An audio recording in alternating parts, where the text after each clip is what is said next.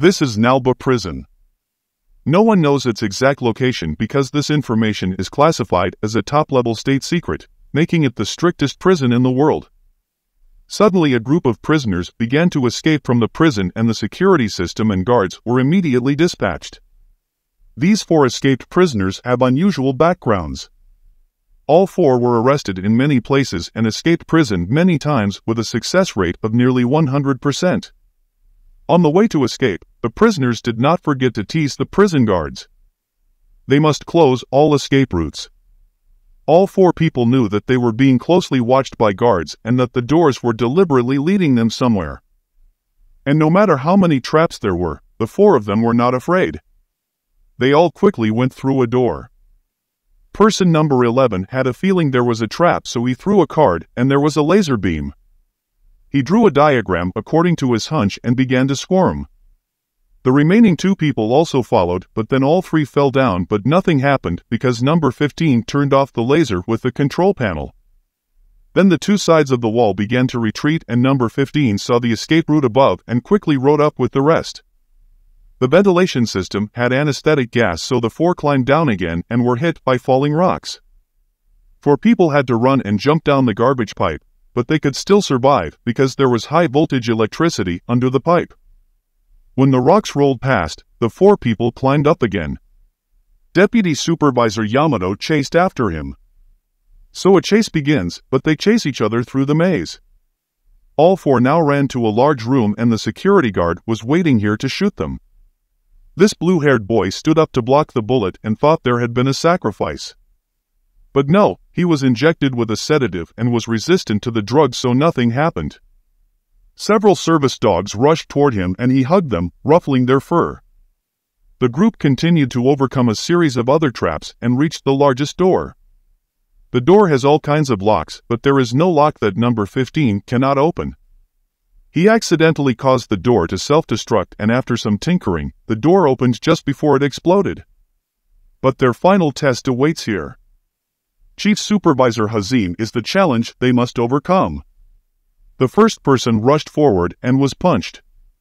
The second person rushed to play rock, paper, scissors and lost, so he was also knocked down. As for the blue hair, as soon as he got close, he was defeated in the blink of an eye. Only number 15 remained. He was the loudest and also the one Hazim beat the hardest. He takes them all back to prison and wants them to be good again because every time they escape, they have to be recaptured. But the group found getting to the door was a record. Hazim then went back to writing his report when suddenly the young blue-haired security guard came and said that number 15 wanted to see him.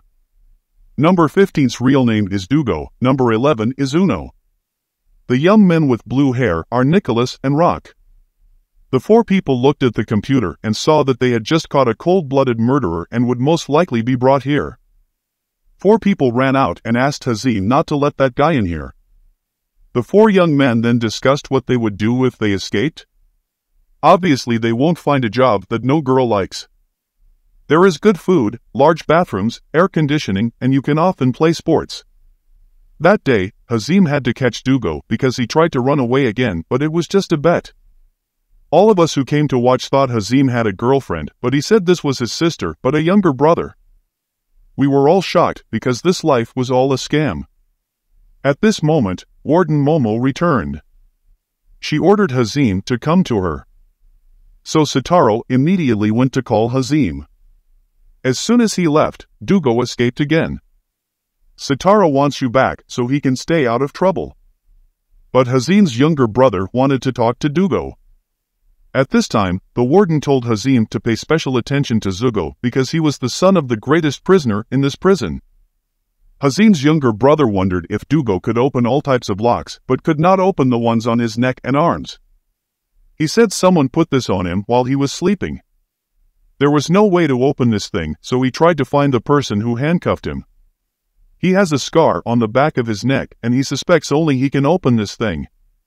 Hazim evades the prison guards about Zago's group's escape. Because she was afraid of being reprimanded, she let him leave.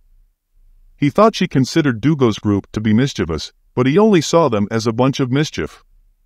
Then she turned around and trembled. I thought she was shaking with anger, but that wasn't the case. She trembled because she saw how cool Hazim was. She liked Hazim but didn't dare express it, and Hazim ran back because he thought she had discovered Dugo's group almost escaped. The next morning, Hazim came to roll call and didn't see Dugo's face, so he raised the alarm. While checking the camera, he heard Dugo snoring in the on-call room, so he pulled him out to ask. He said his roommate was so noisy that he couldn't sleep. At lunch, Rock complimented the stew that the chef made was quite delicious. Although the chef looks big and has a scary face, he is actually very good.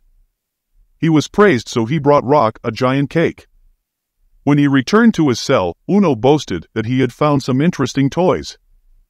He showed him a Rubik's Cube and Dugo had never seen it before, but when it came to understanding how to play, he was very fast. Then Hazim came and called them all to work. Today they will work in the carpentry workshop. Dugo sees Hazim giving Uno and Nicholas a woodcarving job that looks easier than nailing. He thought chiseling was more difficult, but let the other two do it. Nicholas carved the robot. Uno carved a rabbit image and was also beaten.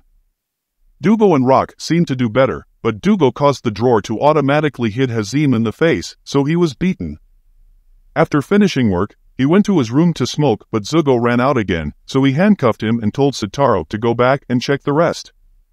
He didn't understand why Dugo liked to cause trouble for him, but he thought if he ran away, then why should Hazim be responsible? I think you don't understand anything about my business, so please behave yourself. Hazim then left to meet the warden to submit his report. When we arrived, many supervisors were also there. They all said that Hazim's area was the worst and had the most difficulties. The door of the room also suddenly emitted a large murderous aura, so Hazim had to prepare himself mentally, but when he entered, the prison guard continuously blushed. When she came into close contact with Hazim, her assistant gave Hazim a stick for being disrespectful to the prison guard. But Hazim was not afraid of this young man and even beat him. Apparently Momo didn't stop her either. Hazim did not record the group's escape in the report. As for the detailed reports about each person, it's a bit difficult to explain on paper, so I'll say it out loud to make it easier to understand. First, Nico was caught buying a banned substance and did not know what the drug was and was used as a means of transportation, so his sentence was reduced. The doctor said he was allergic and had an unknown medical condition, so he was sent to a re-education camp, but he escaped. The reason is because he hates needles.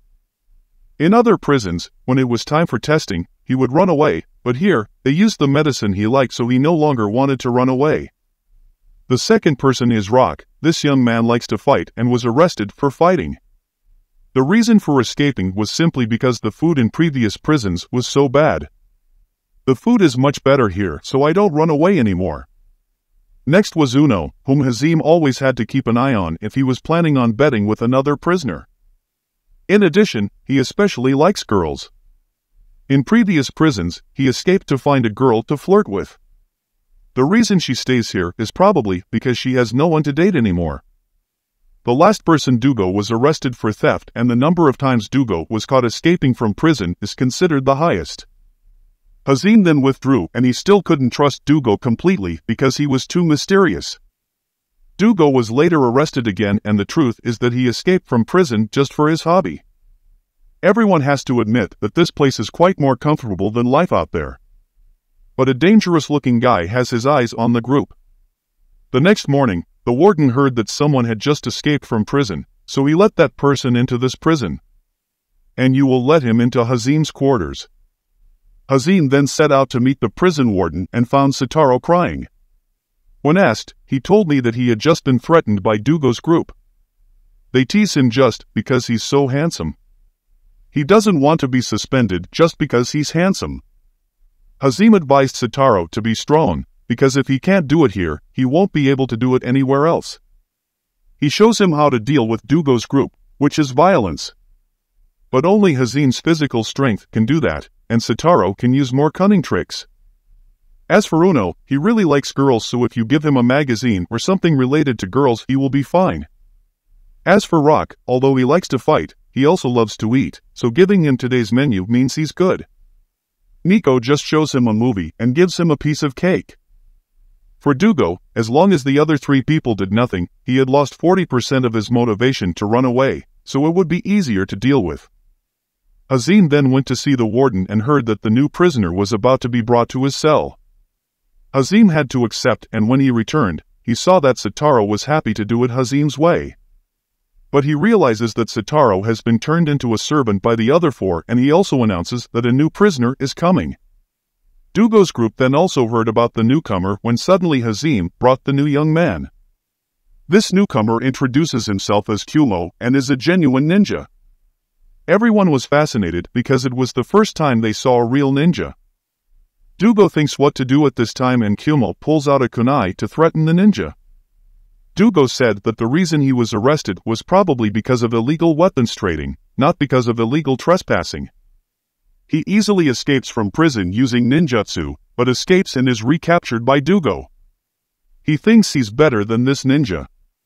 So Dugo challenged Kumo to escape from prison together. Sitaro then went to complain to Hazim about how he had just built a good relationship and was now kicking him out. Hazim began to see problems, and that night Kumo still followed Dugo.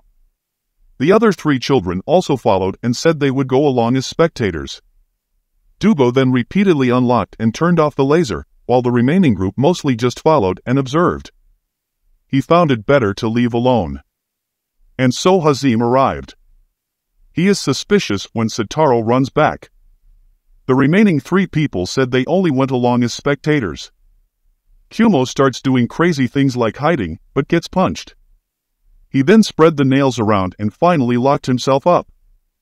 Hazim then returned to the surveillance room. Sometime later, Yamato rode a horse to break down Dugo's group's cell door. He announces that the new year is coming, so Dugo's group needs help preparing for New Year's Eve. Thinking they were preparing for fun and festivities, Sitaro said they would have to clean up the area. While working, Momo kept looking at Hazim, making him quite stressed and sweaty. Afterwards, the administrator gathered the school supervisors to thank them for a trying year. They decided to organize an event. The Dugo team found last year quite fun and hopes next year will continue to be just as fun.